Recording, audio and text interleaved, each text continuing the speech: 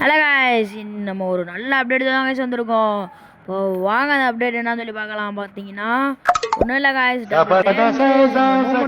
நல்ல கண்ணு வருது காய்ஸ். அடுத்து ஒரு பண்டலை வருது. அந்த பண்டலை நீங்களே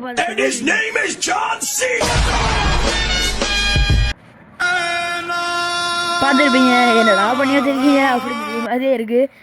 சும்மா தரமாகவே இருக்குது. அந்த காலெல்லாம் இதுக்குள்ளேருந்தே வருது. சும்மா சூப்பராகவே தான் இருக்குது. அடுத்து நம்ம மிஸ்ட்ரி ஈவெண்ட்டுக்குள்ளே போய் பார்க்கலாம்.